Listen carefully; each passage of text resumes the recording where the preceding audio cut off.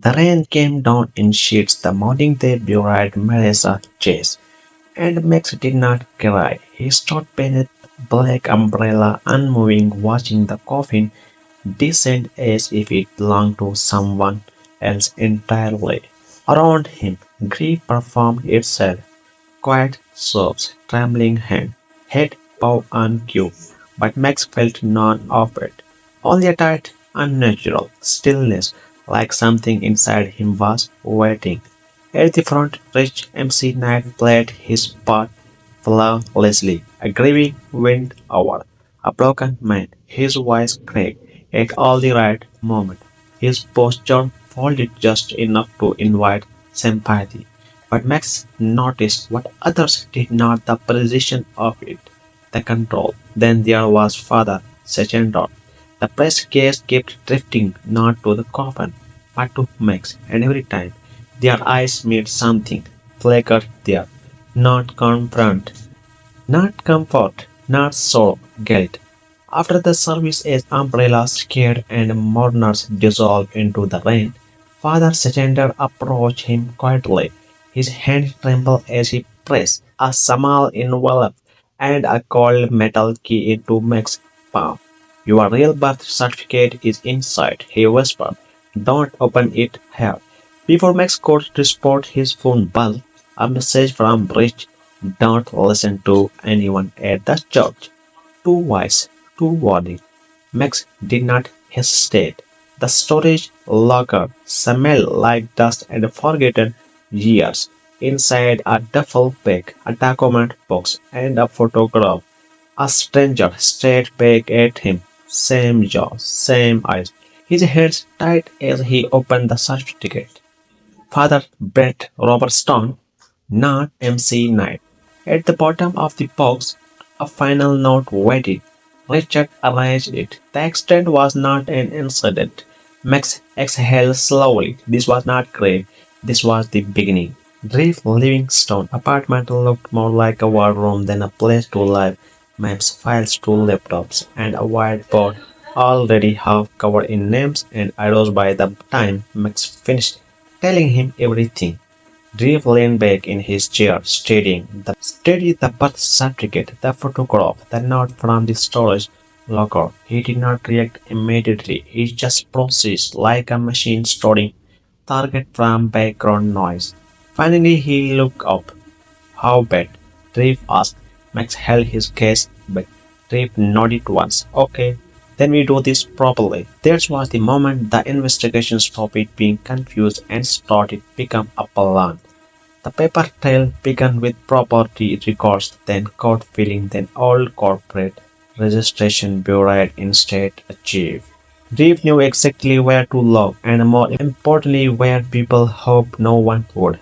Piece by piece, Richard MC nightlife started to look less like success and more like construction.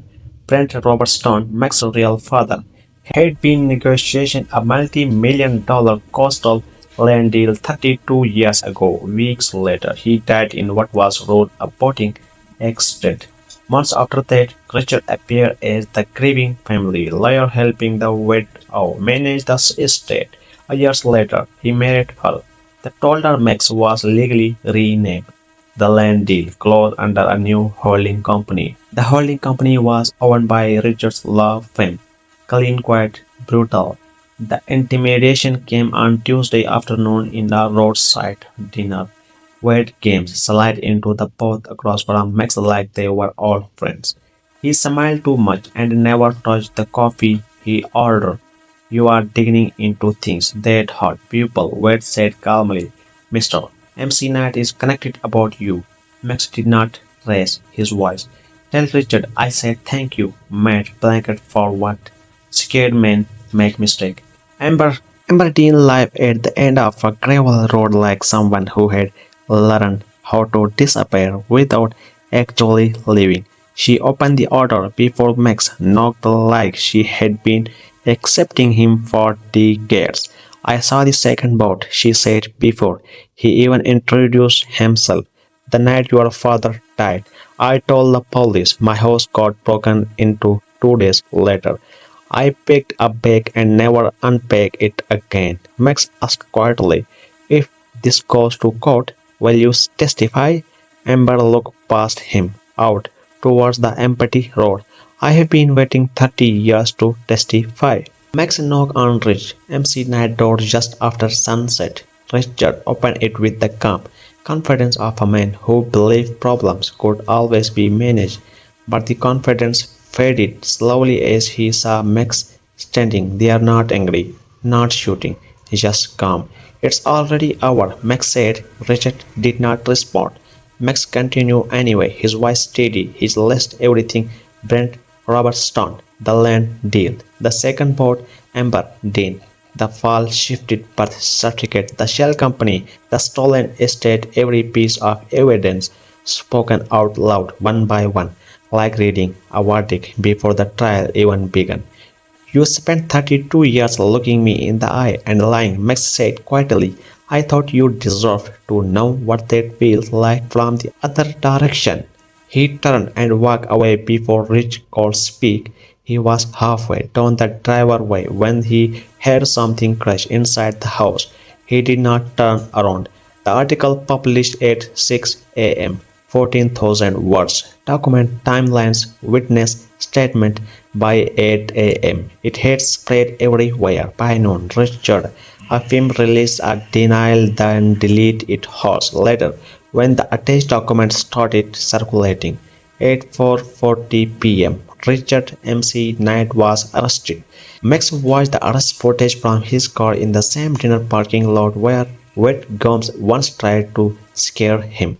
He did not feel trapped, just a settling like a debt finally entered into the right ledger. His phone rang. "Dave, they are asking what name you want on follow-up story," Reeves said. Max looked at the screen for a long moment before answering. "Robert Stone," he said.